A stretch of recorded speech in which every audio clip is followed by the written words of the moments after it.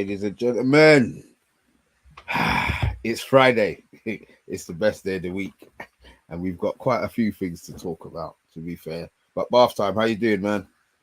I'm very good, Mr. B. I'm not drinking tonight, which is disappointing. I have seen the Lord of the Rings TV show, which I enjoyed, but I'm very disappointed because I remember you specifically promising me last night that Taylor Swift would be joining the panel, and I've got Hinde, not Taylor Swift.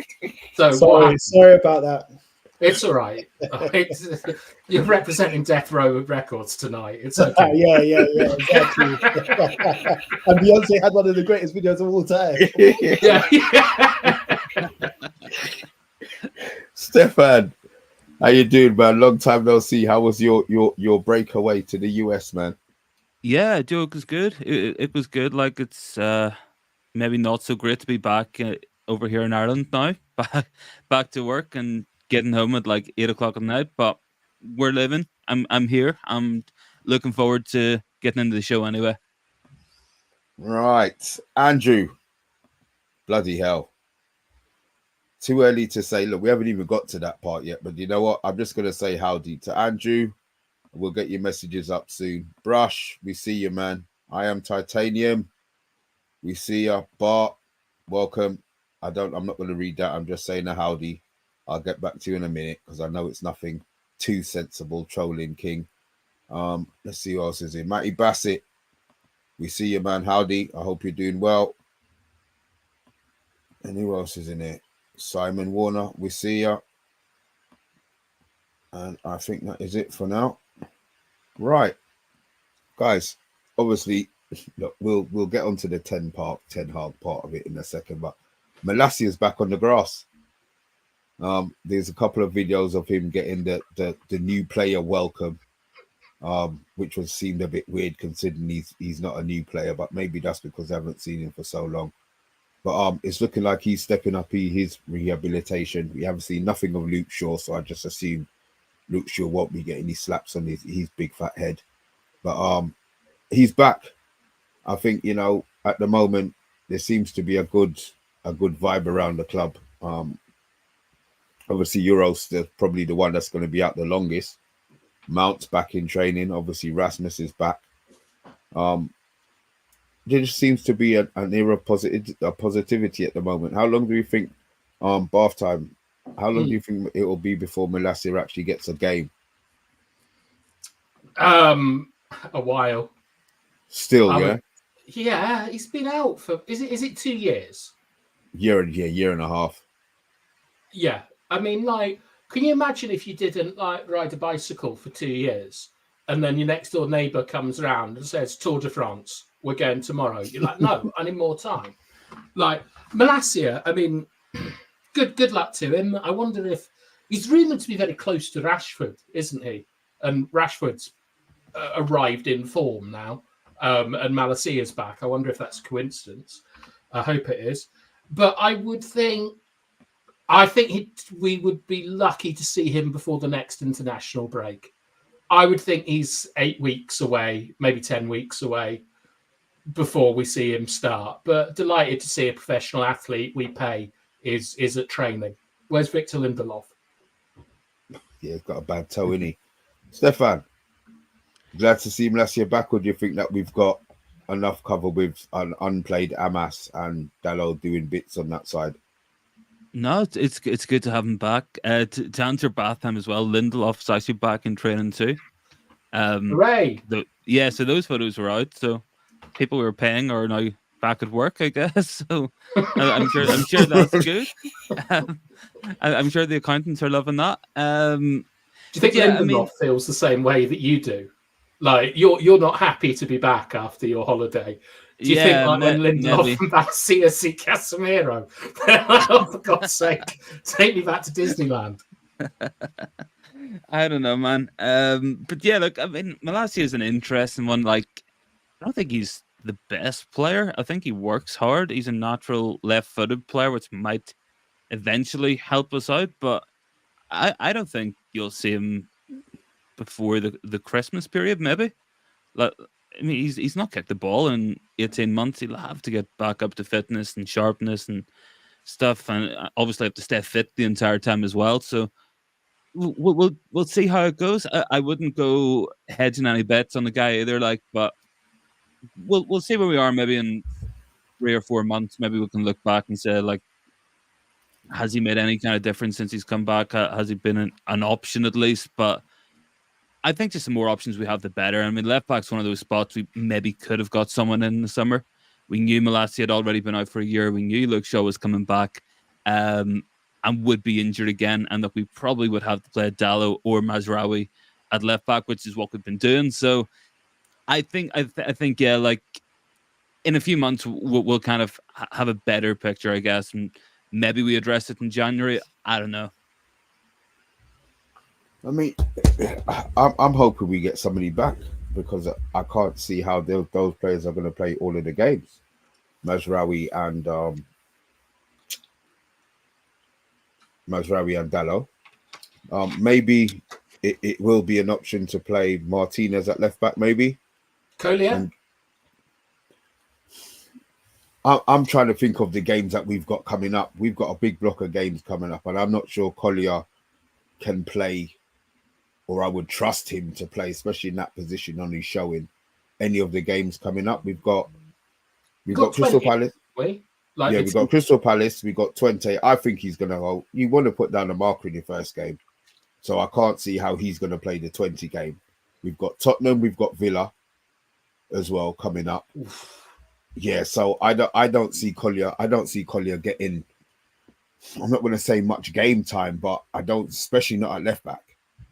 So there has to be some easing of the pressure on Dallo and Mazraoui. It's going to be impossible to play all of those games, and then they're going to go away on international break. So one of the other options, I think, needs to be back by then.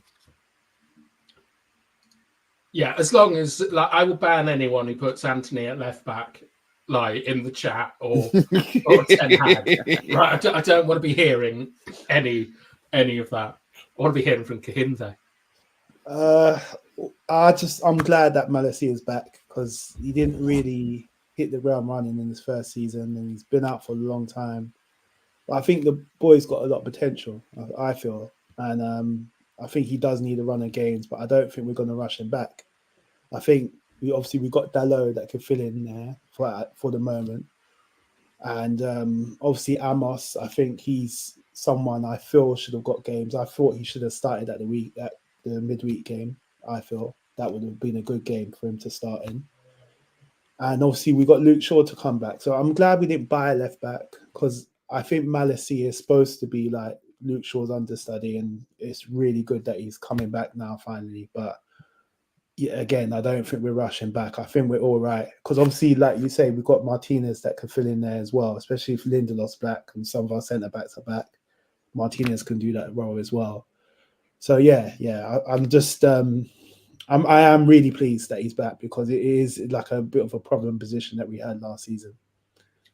Yeah, so hang on, you said that it's a problem position. We've got two players that are constantly injured, essentially, but you're happy we didn't buy a left back.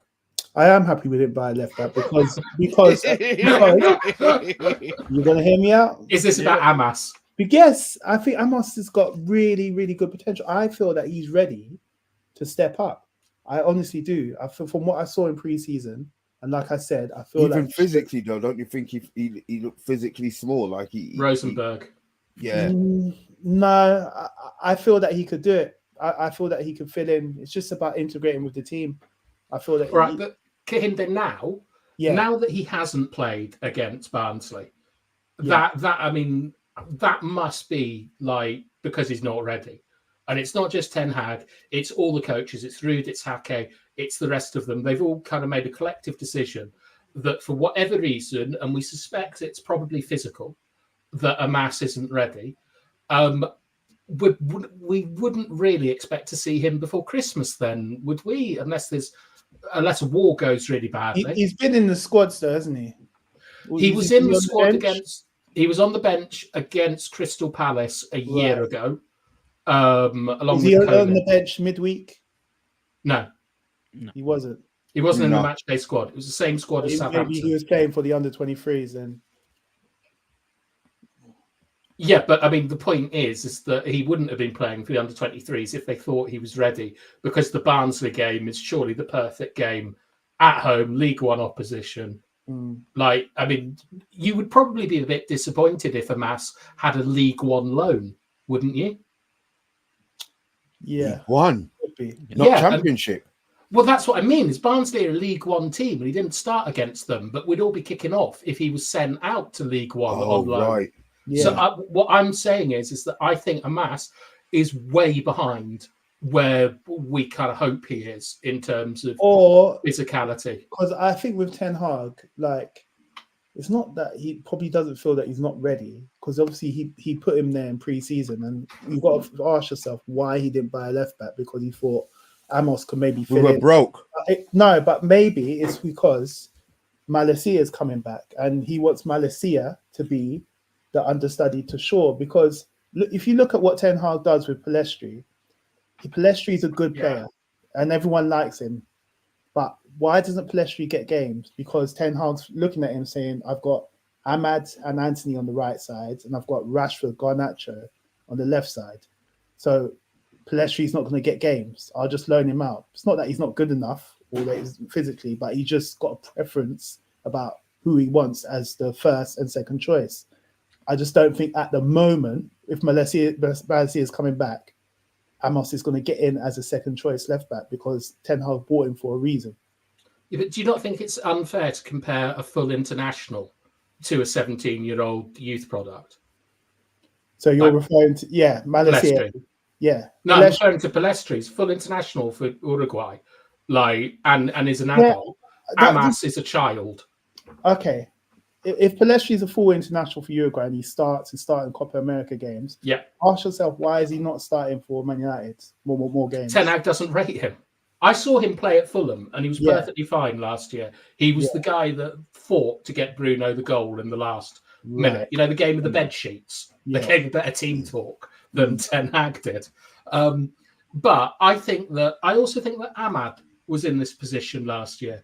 Yes. Where Ten Hag didn't trust him. Didn't trust him, yeah. When you look at all three of those, the thing that I think you find in common is probably a lack of stamina and a lack of physicality. Right. So I think that I think that on the show last night, Kahinde, we discussed that Jason Wilcox, when he came in, he said that he wanted Amas to play for the last 4 or 5 games of the season, check him out, and see if they needed to get a left back. Yes. And Ten Hag said he'd had him in February during an injury crisis. He'd come training.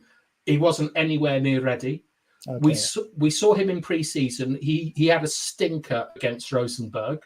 No, you know, it happens. They're halfway through their season. Like, he's a young boy. It happens. Yeah. But we didn't send him on loan is what confuses me about all of this. Because if he's not ready, send him on loan and let him get ready.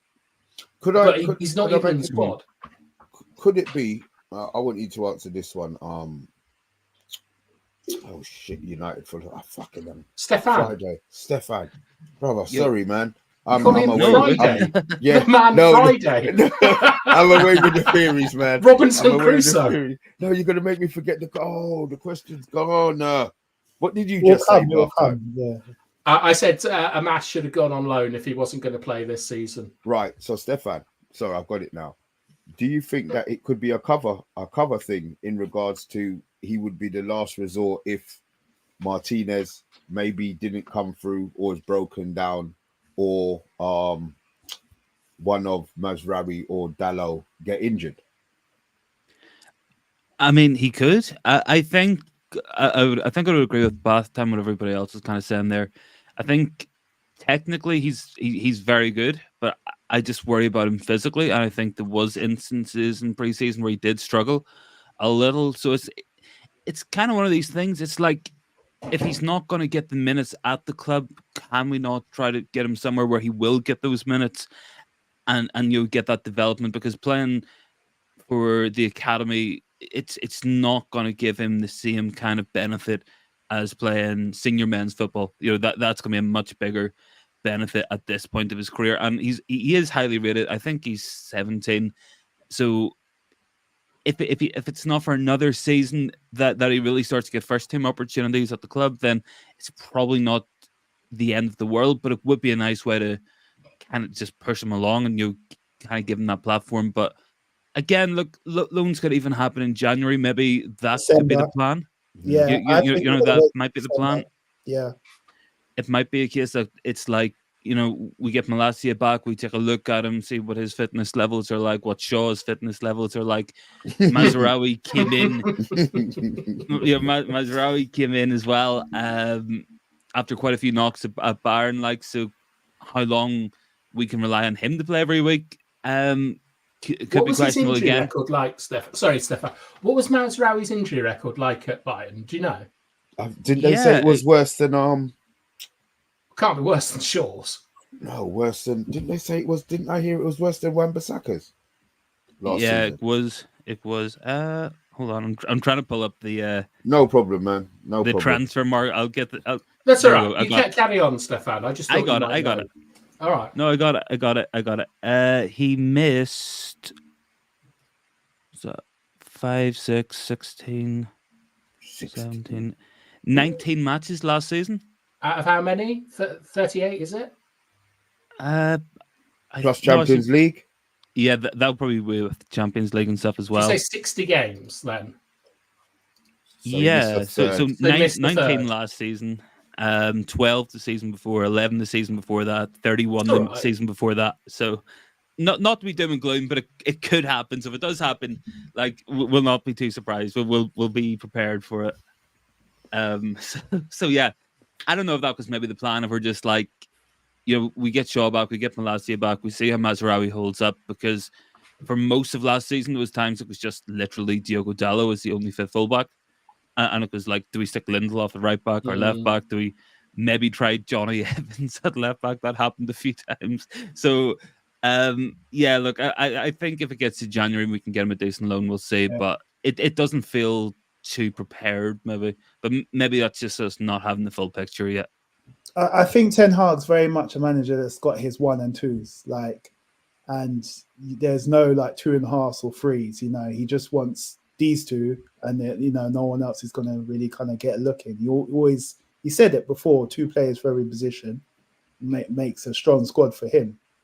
So. Even with Maguire and McTominay last year, who didn't seem to be a 1 or a 2, and you know, they came to be the kind of players that he almost depended on for his system. Yeah, but this is the thing. You got to think at the start of last season, they was about to get sold, weren't they? Them two, Maguire and McTominay, and it's only during the season he realized how much he needed them, like for games and squad depth and all that. But obviously now McTominay's gone now, and he was kind of like indecisive about whether he wanted to sell him or not.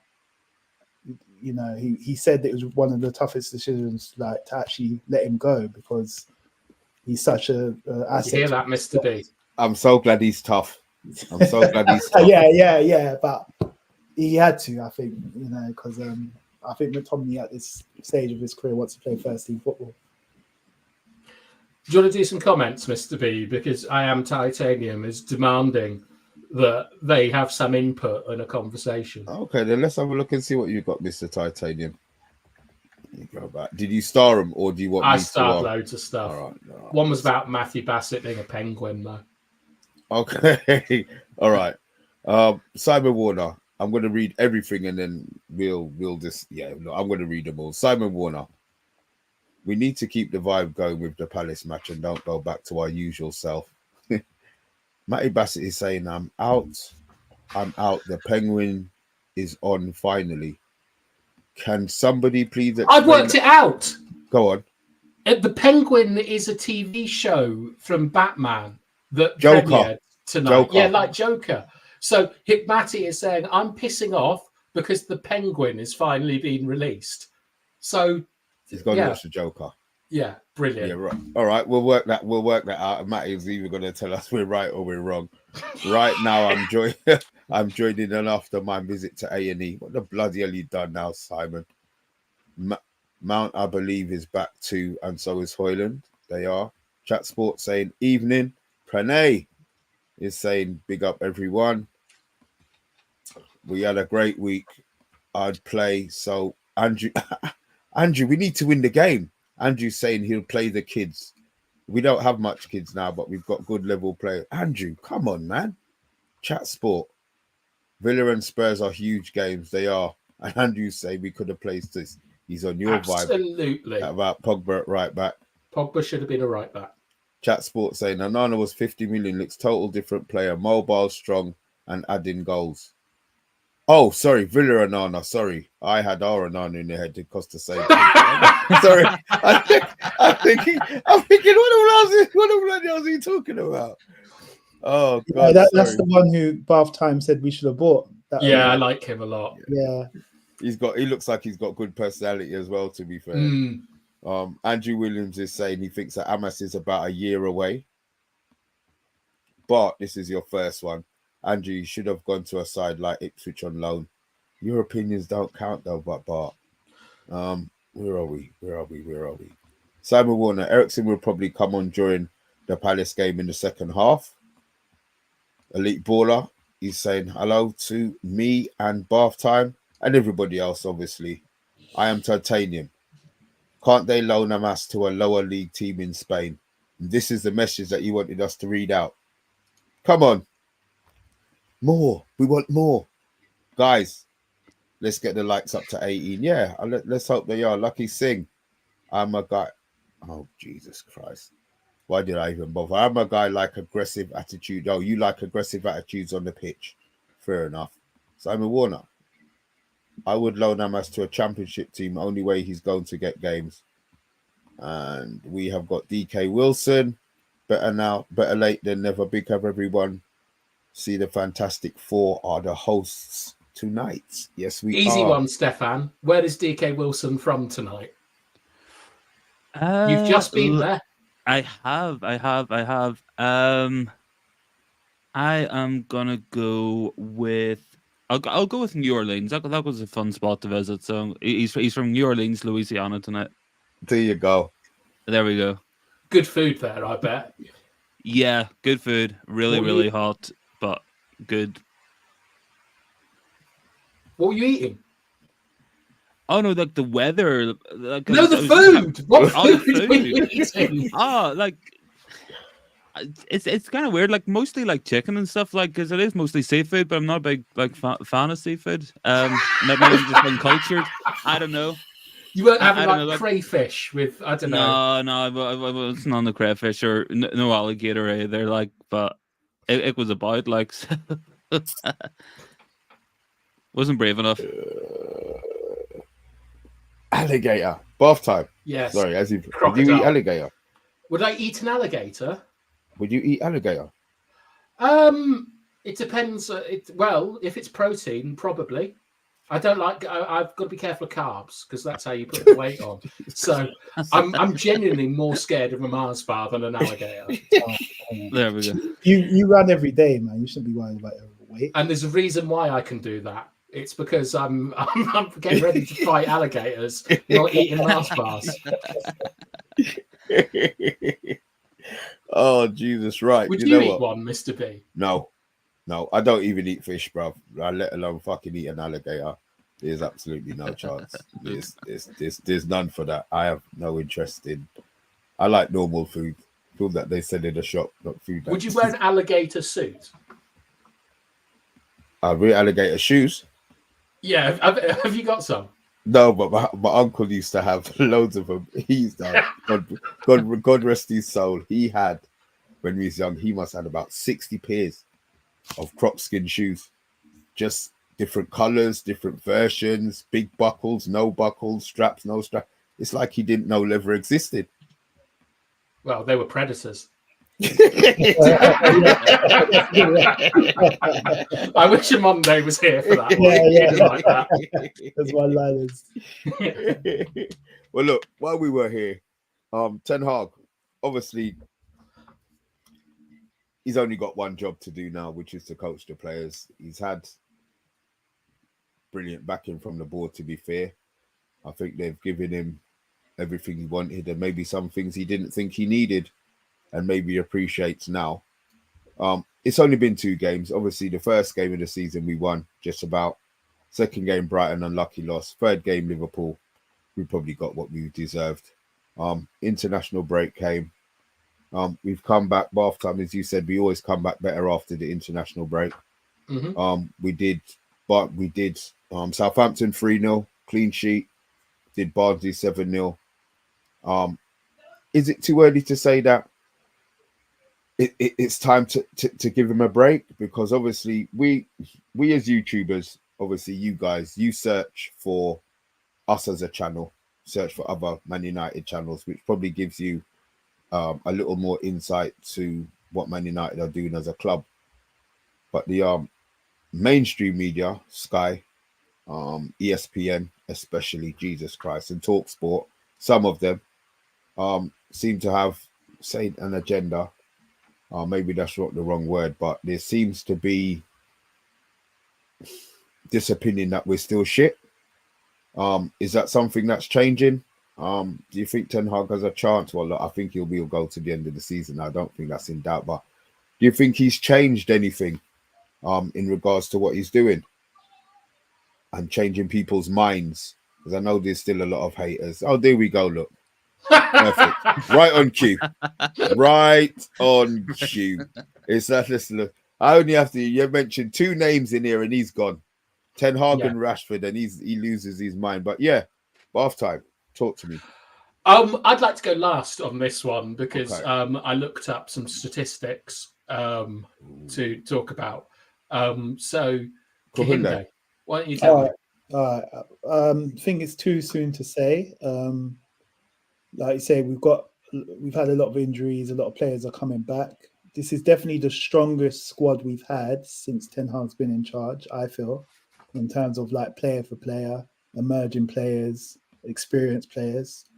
So I think we've obviously had two good results, 2 clean sheets against poor teams there. So I think we've got to wait till Christmas and see where we're at. I'll just wait till Christmas. But I feel the squad's got potential to achieve something in this top 4. That's what we should be looking to do. I feel so you feel that the squad now, regardless of what any other teams are doing, that we should be qualified for top 4, or you expect top 4? I think the balance of the squad is the best that I've seen in terms of like the strikers we've got. We've got 2 different types of strikers. We've got good wingers. We've got 2 good players for every position now. I think the squad is strong enough, so there's no excuse for us not to get a top 4 finish. So, Kahinde, do you think we're the 4th best squad in the Premier League, though? Who are we talking about? Chelsea. Chelsea better squad than us.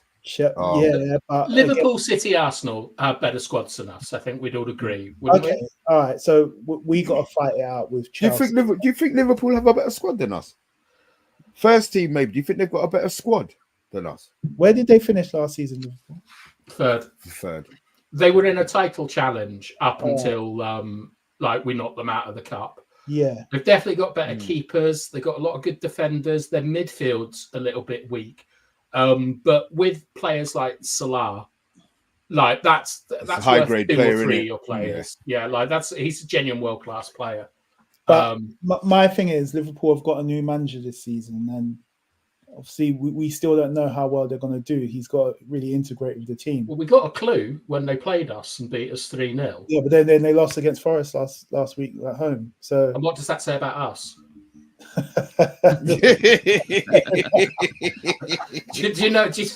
you not know what I mean? No, but I'm just saying. Let's talk about Liverpool. That's inconsistent form. If you lose against Nottingham Forest, who always bottom half of the table at home, that's not showing consistency. So are you saying we're finishing above Liverpool? No, I'm saying we've got a good chance to get 4th. It's not about who's got the best squad. You have to evaluate it and say, well, Liverpool have got a new manager. We don't know how well this is his first season. We don't know how well he's going to do. Ten Hag, this is his 3rd season in charge. I think he got top 4 his first season, didn't he? Yeah. So I feel that now with the squad that he's got and experience that he's got a very good chance of getting in the top 4. Definitely not going to be Tottenham. It's going to be out of United, Liverpool, and Chelsea. Chelsea got new manager as well. So Tottenham above Chelsea's us. got a good squad, but they didn't finish high in the league last year, and they've got the new manager. So I feel this is a good time. Kinde, Tottenham have finished above us, I think, 3 times in the last 5 years. And they got top 4 there. No, but they finished above us. No, they can't have 3 times in the last 5 years. I think so. No, but you said Ten Hag got top 4 in his first season, right? Yeah. So Yeah. Tottenham didn't finish above us that season, did they? No, but they did in the others. All right, but my thing is, did they do well last season? They did better than we did. Yeah, I know, but to me, like, I just they're Spurs, isn't it? Like, Really? Look what Andrew's saying here. Sorry. yeah, about 6 times out of the last 10. That's an interesting statistic, but it's not top 4. I'm just saying. This is what I'm saying. Honestly, you take Listen, one listen, I'm Monday saying- out and you get the other version in. Listen, I'm saying for 4th place, it's going to be United, Chelsea, Liverpool, Spurs. We know. What we about know- Villa? Or I Newcastle? don't Do you think know. Villa with the That's Champions not League? Newcastle a couple of seasons ago when they got the 4th space. I don't know. I think that was a bit of a fluke season. I think Do Villa you? capitalized. Yeah, I do. I'm not saying they play good football, but it's like because other teams were not doing well. That's why I think they feel they've got it. And I feel now that they are in the Champions League, I don't know how well they're going to cope in the league throughout the season. So I'm just saying that you've got to weigh up everything. You know, it's not just about who's got the best squad. You've got to think about new managers that have come in for Chelsea, Liverpool, and this is Ten Hag's 3rd season. I feel he's gonna hit the ground running. He's got it. All right. So would you say it's a success to get top 4 or it's a failure to not get top 4? Do you see the distinction? Right. I feel that it will be a failure if we don't get top 4. Shit. Whoa. Hold on. But how Ten Hag kind of carved it last season is that he won the FA Cup, he won the trophy. So he's saying, well, we beat Man City in the final. That saved his job. So if we don't win anything this season and we don't get top 4, that's a failure. He's probably going to get sacked. But however, if he doesn't get the top 4, but he wins a trophy, he's probably going to keep his job. Not good enough for me. No. You know Even what? if in Europa League. Yeah. I know that gets you Because that will Champions get League. us into the Champions League. No, because I think, but like we Let's are not be- essentially a cup team. We want to be a league team. So I want to see. Stefan, sorry, you haven't said it. You're far too polite for this show. Just jump in. I know. I need to jump in. Yeah, Joe. I was just kind of like thinking a little bit back on last season. I know we were talking about like squad qualities and stuff. I think we massively underperformed last season. You know, not just because we finished 8th, but like the base level of this team is higher than what we've seen last year. Obviously, look, injuries were a big thing that factored into it, but I think at a fundamental level, Ten Hag's very, very fortunate to be in a job right now. And I think if there was an alternative who Ineos really wanted, they probably would have went for it already. You know, that's what all the talk was throughout most of June until we did end up deciding to keep with Ten Hag. So I think he's in that position where he needs to perform. And I know that we have been talking, and you know, Liverpool have a new manager, Chelsea, you know, some of the other clubs around us are going through some interesting spells as well, in terms of their injuries or their form and stuff. But you know, it's Ten Hag's 3rd season. We should be in a position now where top 4 is pretty much guaranteed. We should be trying to build on. What I'm saying is But you say that, Money. but and last season was an absolute shit show. They never had he did. Everybody knows for the last 2 years he's virtually done everything on his own. I don't see. I know he's been here.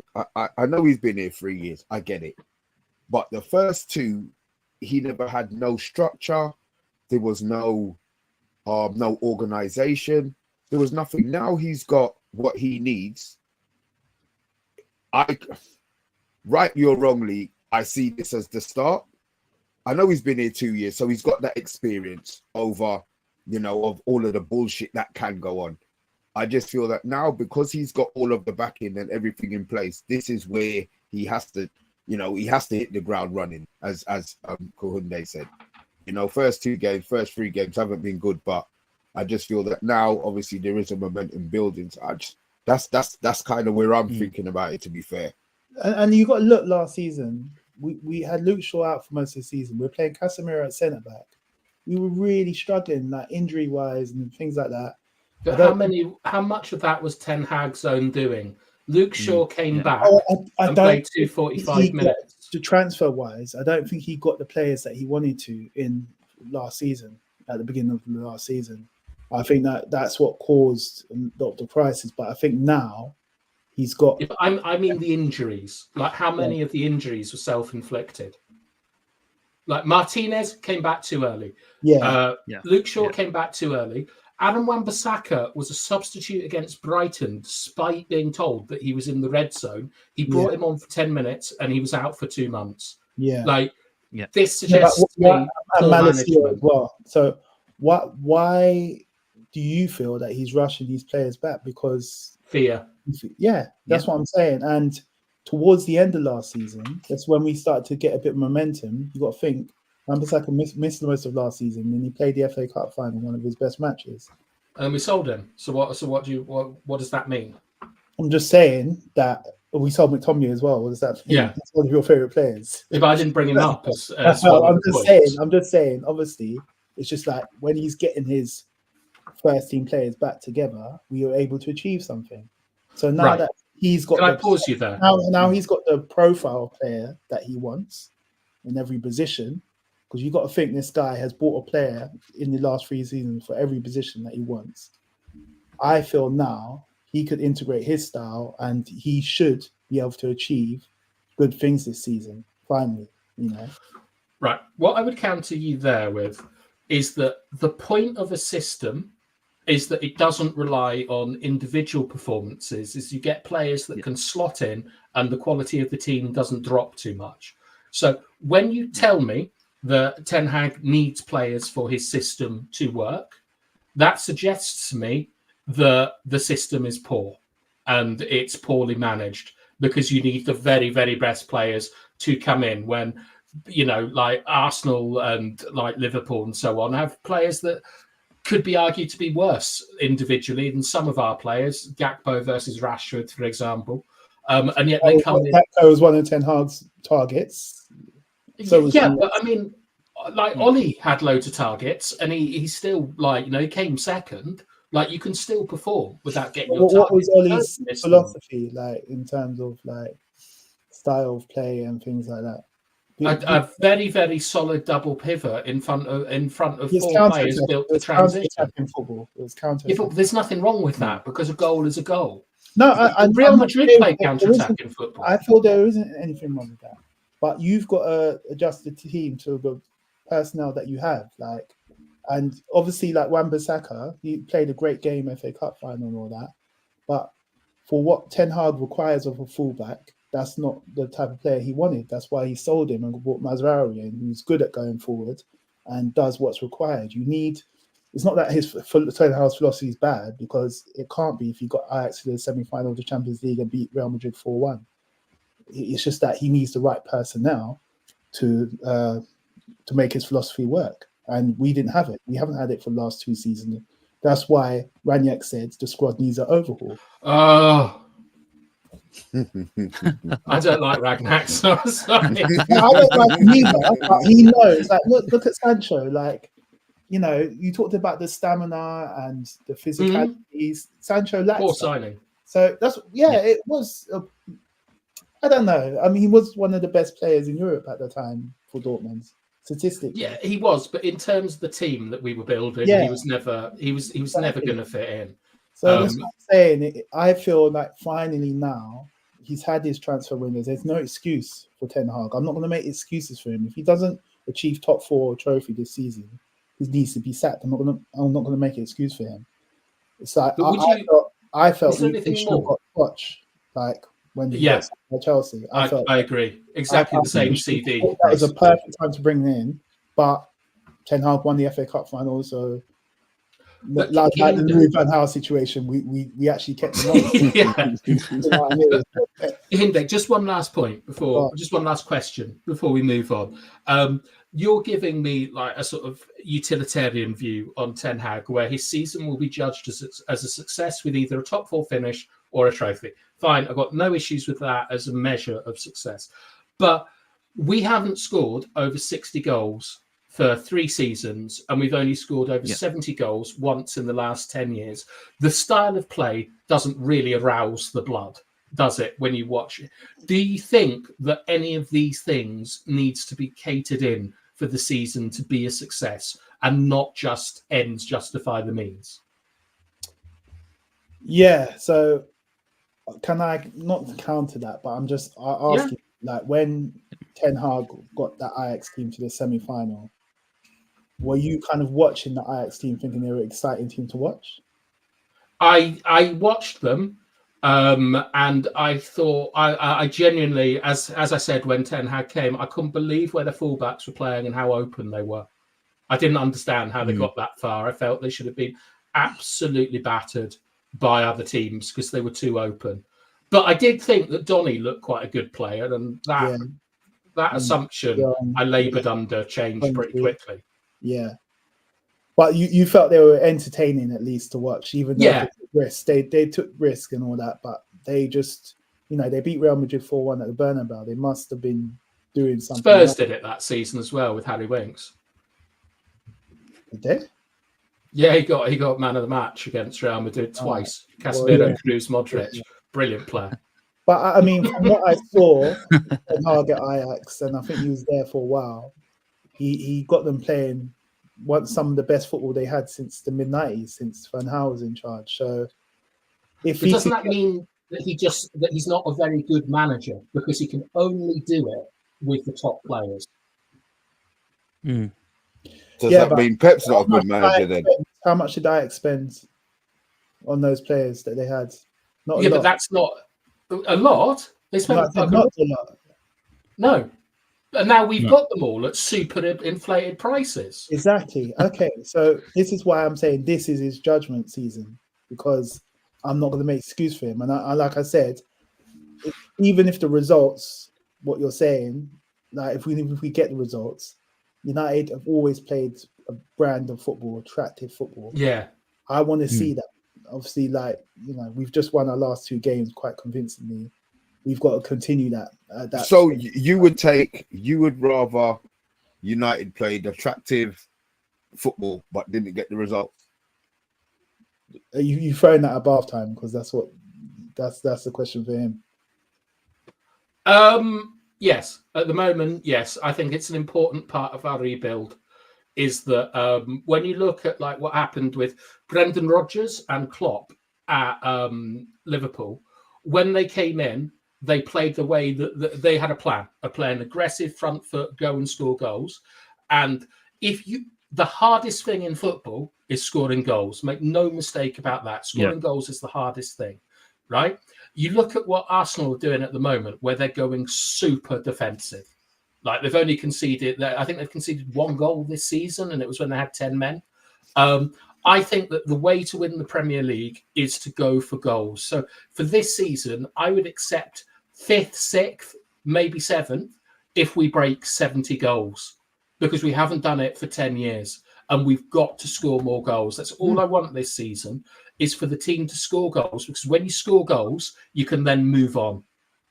In my view, you can then push yourself up the table. For example, in 91, we went from 6th to 2nd.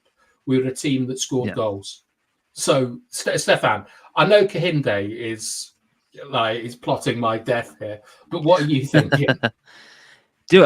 I kind of agree. If you want to go back and maybe even to circle back to what we were saying about Klopp, if you remember those first few seasons under Klopp, the first thing they really did was start to score a lot of goals and play some really entertaining football. It wasn't until they really revolutionised the backline with Van Dijk, with Alisson, those players coming in, that they suddenly kept the same goal output, but then they weren't conceding 2 or 3 goals a match, or maybe conceding 1 a match, or keeping clean sheets.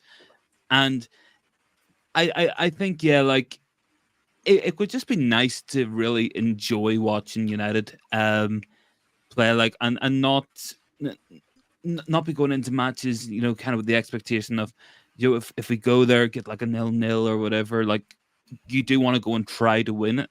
And if you can find a way to score goals, that will win you matches.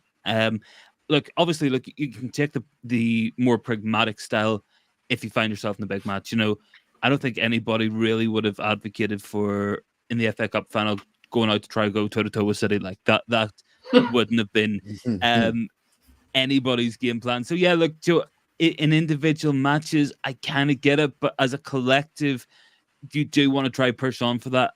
I think we've got some pretty good attacking players. You've got Bruno, you've got Rashford back in form now. Garnacho's putting numbers up.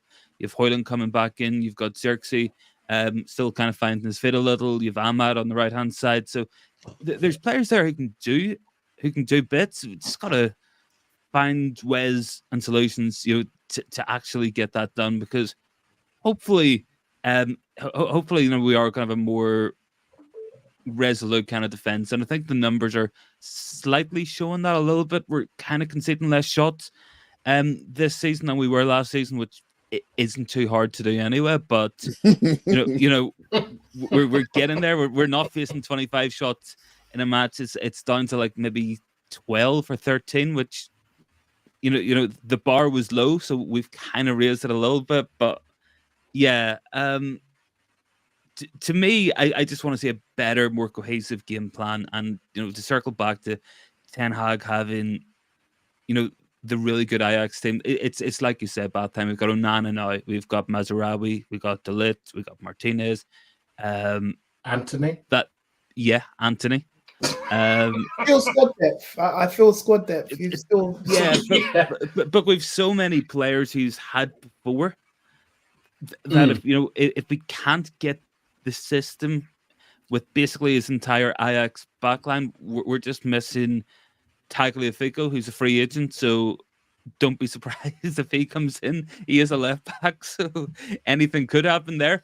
But yeah, like, if you can't get up with that there, and we can't see the progress we want to see, then I do think big question marks will be asked as well, and we definitely want to see some entertainment. I think Radcliffe's even said that in his own interviews as well, that it is an entertainment, and it's an entertainment sport, so that's obviously a key part of it. So if that's coming from the top, then I'm sure it's also coming from within the club as well. A lot of obviously guys in the chat as well. BATHTIME, would you have more goals this season? I mean, you've said, what did you say? Have you said 76 goals? Is that what you want? No, that was on Monday. I said like 65. I mean, I still don't think that's enough. I really don't think that's enough. Can I just ask something? Because we don't have like a prolific striker like Haaland. Haaland's getting like 40 to 50 goals a season. And that's so. Do you feel that the players that we've got around, do you feel that they're chipping in enough in terms of like midfielders getting goals? Well, if they hit, look, if these are all ifs and buts in it. Maybe we're just talking because we've won the last couple of games, but if they can hit, we're not going to have somebody who hits 35 goals. But if we have 4 players hitting 15 and then players chipping in with the rest. This is what I'm getting at, because Rashford hit 30 the season before last. So he should always be getting into... Yeah, but the rest of the team probably only hit 26. Yeah, we scored 59 that season. Yeah. I mean, that's disgusting. That's really bad. So Bruno, I feel, should be hitting 15 to 20 because he got... League? Listen. Is this set piece defense? What Bruno's best tally for a whole season was it? I'm sure he got 30 or 28 in his second season. With us. All round, not just in the league. Yeah, but no, we're talking about league. Just forget about. We just talk about league. Over 38 games. I feel over 38 games, Bruno should be getting 12 to 15 in the league. I think he probably gets about 12 a I season. reckon I'll say Yeah. 12. 15 will be great. 12. Rashford should be getting 15 to 20. You 30. know, yeah, I feel Garnacho's going to chip in. And Yeah. this is where the rest of the other Probably players got now. goals last season, but from the two midfielders, they're not chipping in enough. And I feel between Xerxes and Højlund, I know that I like them individually and what they bring, but I know they're not going to be prolific strikers. They're not killers. Yeah, they're not. So this is why it's important the rest of the team has to chip in. Like even the Delit the other day, he needs to keep doing that. But Delit, Maguire, goals from. So that's what. Yeah, Delo even. Yeah. I agree with you, because the thing is that like until we got Rude, we, like in my lifetime, we didn't have like a focal goal scoring centre. Yeah, you know what I mean. Yeah, it came from everywhere. And do you remember the '94 team when Mark Hughes only used to get 15 goals a season? Like he wasn't prolific, and all the but they were all bangers. Yeah, but Kanchelskis, Giggs, Keane, Ince, they used to chip in with goals, all of them, and Bruce as well. Bruce even got 19 one season, like all round. So it's like that team, we had everyone chipping in, but we didn't have like an Alan Shearer or Andy Cole or Fowler that would just get one striker who got loads of goals, and it just came all round. You see, this is one of the criticisms about Bruno that I find very, very persuasive, because Bruno scores a lot of goals and he creates a lot of chances. No one can really disagree with that. But because Bruno wastes the ball and he takes so many shots, I sometimes wonder if the lack of looking after the ball is denying other players opportunities. And I think Garnacho falls into this as well, where last season, Garnacho, do you know how many goals he scored in the league? No. 7. Do you know how many shots he took? How many? Have a guess. I will do higher or lower. Stefan, you go. 120. Lower. Oh, there we go. I say 100. 100. Oh my. 100 shots, 7 goals, including that overhead kick. Wow. I think that our team has got to look back to the Ferguson team and really have people like flowing forward. But do you know what I mean? There's got to be so many options for the person on the ball to give it to someone to score. Don't you think with Ten Hag going with what he goes with in regards to it looking like 3-1-6, that there are enough players going forward? It's just that maybe the players aren't finding the right one, or maybe the cohesion isn't right, because they go forward. Yeah, but we scored 59 goals the year we came third, and we scored 57 last season in the league. That suggests to me our attacking structure is bad, like really bad, because we're not given easy chances. Like I know, but this season I think things might have changed a little bit, because Xerxes has been missing chances that are easier than penalties, in my opinion. And he scored the hardest one. Yes. Yeah. Like he catfished us with that finish. Like that, I said that is a real striker's finish. But for me, I think that so when you talk about a system earlier, Kahinde, and then you sort of talk about how all these players used to chip in. We look at Mainu, who scored some good goals last season. Yeah. I would like to see him a bit further forward. We've also seen Casemiro carries a genuine goal threat as well. I would like to see us utilising our goal threats a little bit more. But we keep players on like Anthony, whose ball striking is too erratic. And Garnacho there's not enough consequences for Garnacho taking 100 shots, scoring 7 goals, and playing 35 starts. You say that, Bathtime, but he was probably one of the few players who stayed fit. And the way that Ten Hag was talking after February, they were just trying to get 11 players on the pitch. So I think him playing the game was more down to circumstances than maybe what the club wanted to do. Yeah, well, this is what I'm kind of saying, is that I think we're seeing the consequences of that now, where Garnacho has been on the bench like pretty much since the season started.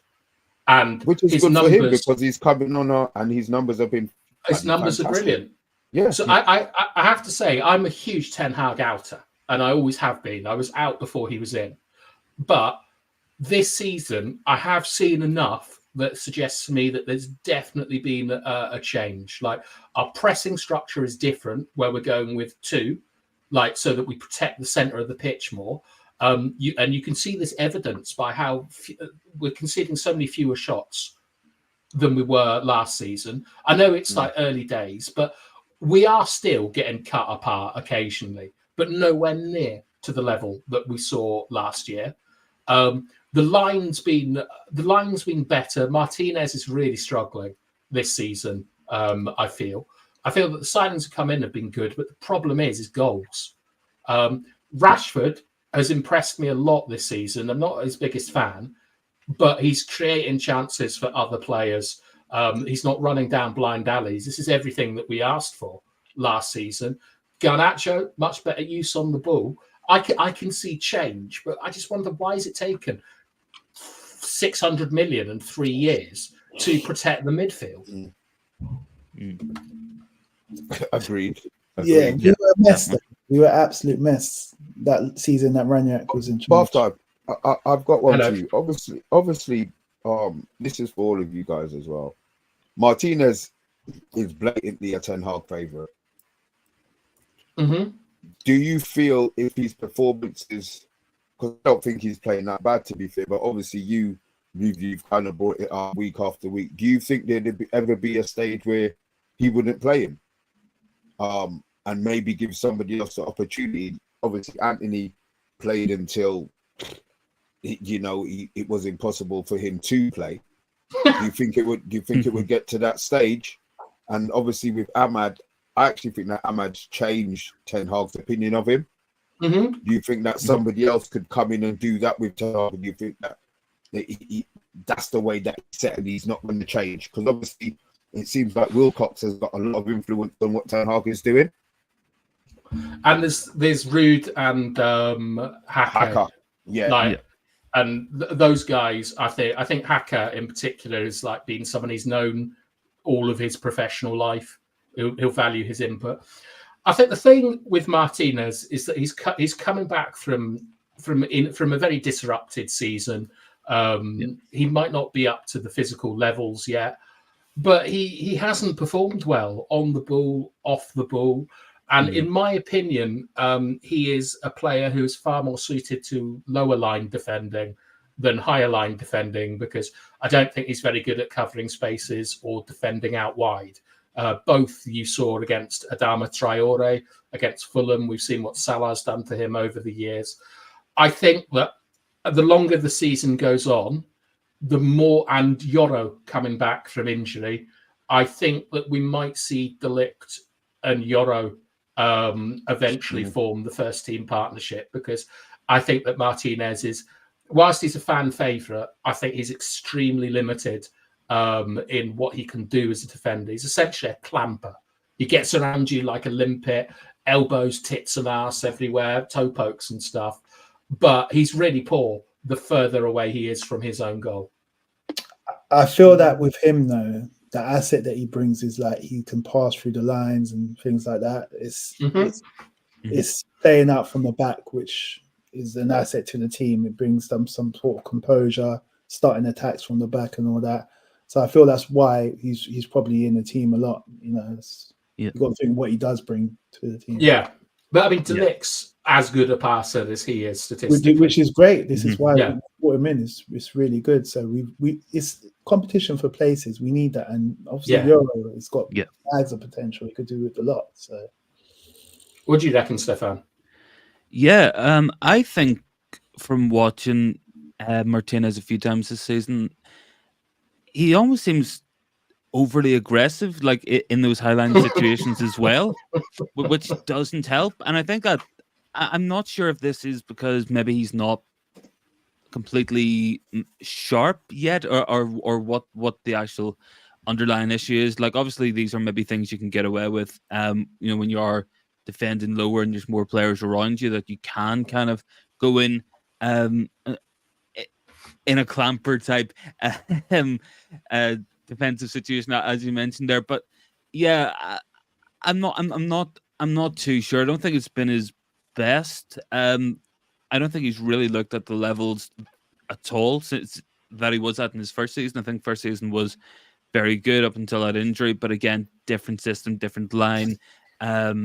It's just going to be about how he adapts. I think he's got qualities. I think he does bring that kind of bite that we do need. I think his on-ball stuff, when he's on it, is really good. But there is still concerns there, and I think more so now than ever that we have the Lit, we have Euro, who will be coming back at probably November time, maybe. Maybe you will start to see something different in the new year. Maybe if his levels don't improve, then he comes in. But I'm not too sure. I think it's a good issue to have. You want to have this depth. You want to say who should be playing. It's not just who's fit, who's available, and we kind of have that across the pitch at the minute. You've different players up front who are in form. Not everybody can play, and it's not always a bad thing. I think sometimes we get a little bit shoehorned into like lineup 11 apps and just thinking that it's going to be the same 11 players playing every single week and stuff. Yeah, but it's just Lindelof that isn't really in contention for me. Yeah, pretty much. Like I think even Johnny Evans is ahead of Lindelof at this point. So anything could happen there. Like, and Anthony's not in contention for me. Anyway. I think he's I think he is. Only Ahmad. I do. I think he is. No, you understand. It's not over Ahmad. Ahmad can't play every single game. Yeah. There's going to be games where Anthony's going to have to play. Right. And I think it's going to be up to Anthony to prove. Anthony may well have until January to prove to the club that he's able to do a job. Because by then, Xerxes might have found a position where Xerxes can maybe cover. Exactly. In regards to where or Bruno goes back to right wing, which Ten Hag did in his first season. Yeah. Right. I thought it was good for Anthony though, because he needed that wake up call because he's too comfortable and doing all this spinning on the ball and all that. Now that he's been dropped, he's dancing on the ball. Now that he's been dropped, I feel that he will have that fire to step up because he has got that in him, that kind of fire. He's got that thing. Yeah, but does he have the ability? It's all well and good having the fire in the belly. Well, I think he does have it. I think that he knows now that he's got to cut out a lot of the silly stuff that he's doing and just be more effective. Yeah, I kind of agree because I think that Diallo Ahmad has been wildly overrated by the fan base on the basis that he looks beautiful to watch and he's have a beautiful you seen? Player. He's the number one wing in the Prem at the moment for ball progression. Yeah. Yeah, but all this stuff is all secondary to goal scoring. And so you feel Ahmad, that he's not scoring enough. So you're not. No, you're not I don't think he's making good decisions in and around the box. So you're not playing him. No, I'm not saying I'm not playing him, but if Anthony starts doing what he did when he first came in, like he scored 3 goals in his first 3 games, Anthony, and one of them you probably remember the one against Arsenal. All he did was apply the finish. Like he just came in and tapped it in, and if Anthony turns out to be the guy that, he turns out to be the sort of Ronaldo in the Tevez Rooney Ronaldo, where we just are giving him tap-ins and stuff like that, then I think that there's a spot for him. But what I mean is that I don't think Ahmad is nailed down in Ten Hag's mind, which is good. Ahead of which Anthony. is good. Yeah. Because you need to be pushed, because I feel like throughout the season there's going to be a debate between Xerxes and Højlund. They both bring different things. Where Højlund wants to be the last guy on the shoulder, and Xerxes wants to be the guy that can play people in. They both bring different attributes, and there's going to be fan debate about who should play certain games for. Do you think Højlund can play right wing in this system? Yeah, he could, but I don't want to see him there. I feel I want to see him as I don't like Rashford playing left wing. I think Rashford should have developed into a number 9 years ago, but no chance. Yeah, I think he should have. In his mind, he should have been like Bale or Bruno or Ronaldo. He should have been in that kind of position. Henry? No, not Henry. Yeah, he's too good a shooter. Rashford, he's got too much power in his shot. Yeah. He should have played like Bale or Ronaldo and cut inside and consistently scored. It's incredible to me that Rashford hasn't developed not into that level of player, but that similar position with the gifts. Do you think that's down to coaching or lack of ability? I would say it's three things. It's coaching, it's Rashford's Attitude. mentality, his attitude, and it's also what the team needed. Because, like, Martial was another player. We never really nailed down his position. Like, sometimes he was a winger, sometimes he was a striker, but we needed Rashford to be the outball, essentially, in the Ollie years. He gives Bruno so much space because of his pace. The line has to be a bit deeper against Rashford, and that means players that work in between the lines have got an extra 2 or 3 yards, and they're elite Premier League players, so they're going to punish you with that. So I think that Rashford was a little bit a victim of circumstances, but it's also your career. And Rashford, he should have been looking at these examples that were very easy to see in Bale and in Ronaldo. Like, they were at Real Madrid winning 5 Champions Leagues in a row. Like, they played in the same league as him. They maximised their game by minimising their game. So they only really focused on the position they were in, goals, and striking the ball. They weren't doing what Rashford is doing, which is 5-star FIFA moves, like trying to nutmeg Brentford players and stuff. Like, just concentrate on what gives you the biggest return for the gifts that you have. And this is what I want from Ahmad as well, is that, like, he's being very pretty, but I want to see more output from him, because I feel he holds on to the ball too much. Like, and he's not a young player. He's not See, which fast is as weird. well. You say he holds on to the ball too much, but isn't that what we want in regards to not losing the football? Well, look at, like, Jack Grealish. When Jack Grealish gets the ball, he starts out wide, and he basically Jack Grealish is 29. Yeah, but just look at the way he plays, right? So he gets the ball, he starts out wide, and he walks essentially towards the penalty box. And the guy who's marking him can't jump in on him. He has to back up and stuff. And another midfielder comes out to Grealish. Grealish then plays it inside, and City go from there. Ahmad against Southampton was in exactly the same situations, but wasn't releasing the ball to either Xerxes or Bruno at the right time, and it's a major flaw in his game to not do that. That's one of the reasons he's there, and stuff like that has to improve. Can I just say something? Obviously, Mr. B brought up the stat about Ahmad being the best winger and terms of output at the Premiership at the moment. No, it was for ball progression. Oh, okay, ball progression, right?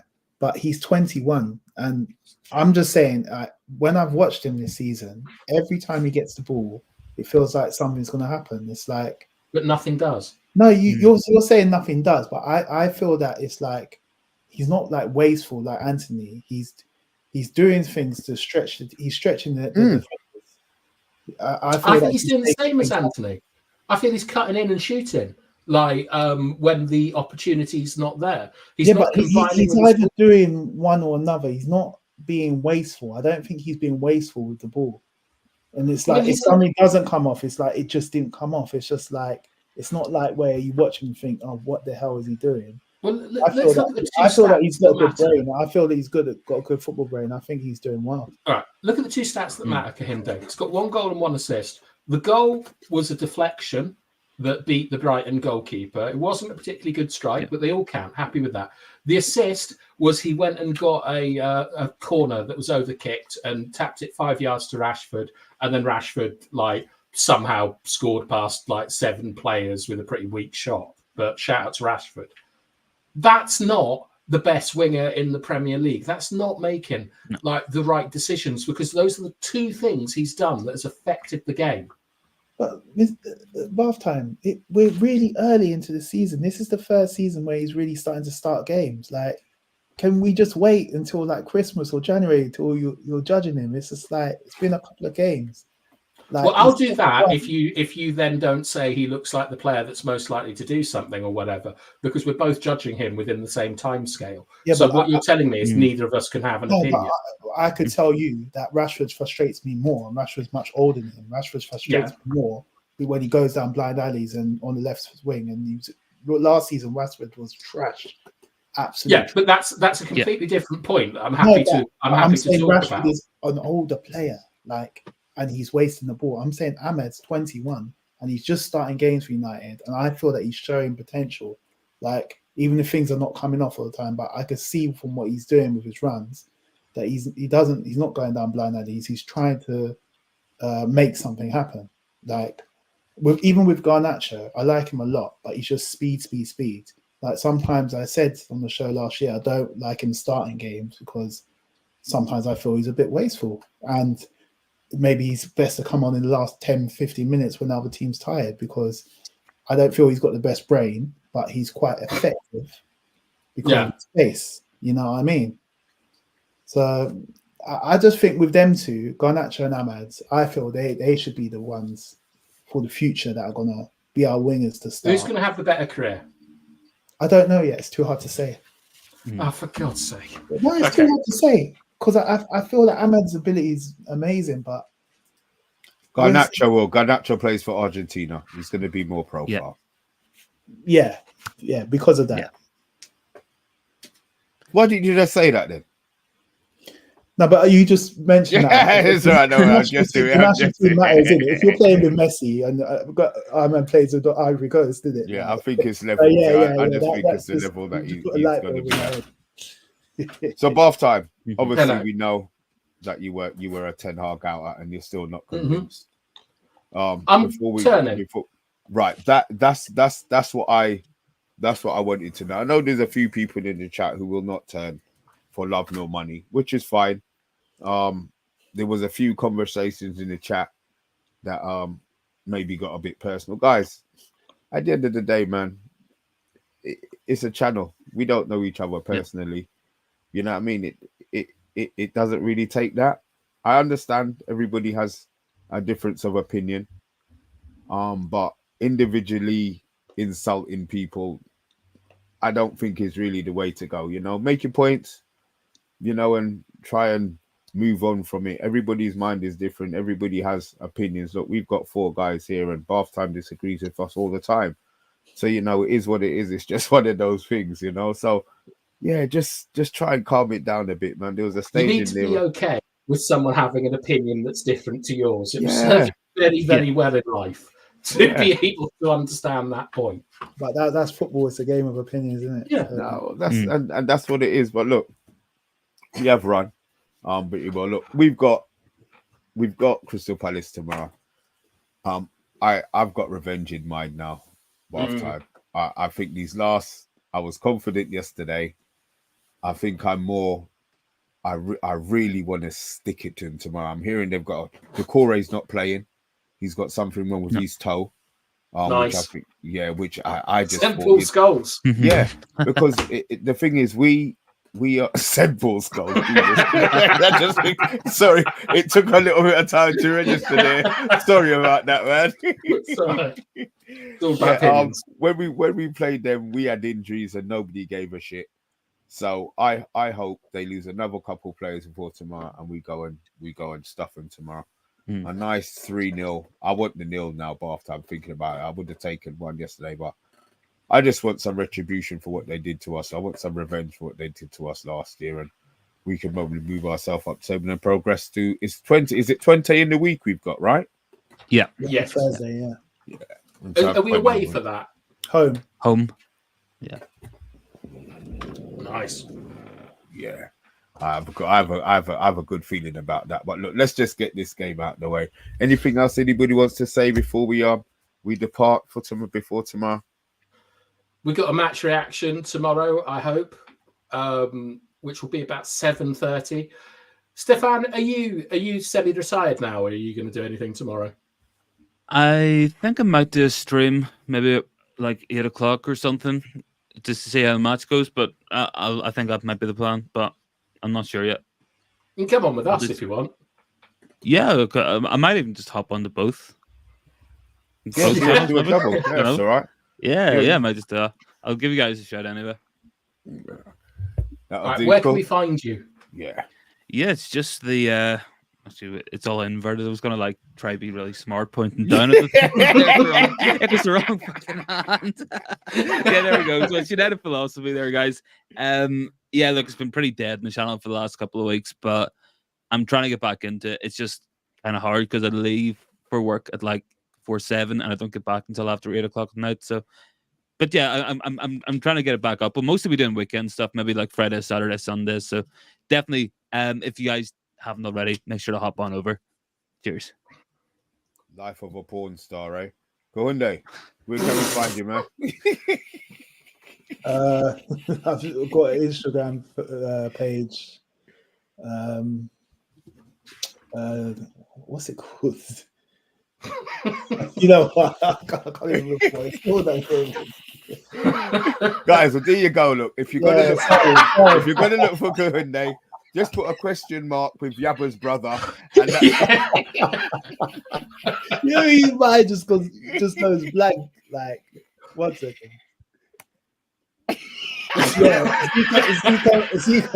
Zico underscore at players first. there you go, guys. If you didn't get that, that's Zico underscore at players first. He didn't even know. Guess what? It might not even be his. It might be somebody completely different. That's what he's seen. I don't know how he doesn't know his own hand, but look, there he is. Look, hopefully he'll have his picture on there or something that does resemble him, and then you can find out. But yeah, look, no watch along tomorrow. I've got other priorities. I've got my own football team to be running tomorrow. Me doing the watch along or not, hopefully it's not going to make too much difference. I will try to get home for the reaction. If not, then you're going to be in the capable hands of bath time. Anyway, maybe Dora, hopefully Dora, maybe Stefan, and definitely not on Monday. But look, that's how things go. So guys, thanks for watching. We will be back tomorrow, as we said. Yeah, it's Friday night. Lack a notch. Lack a notch. Come on, Kohunde, you got to say lack a notch. It's the only Croatian you're going to know. There you go. Start again. Lack a notch. Lack a notch.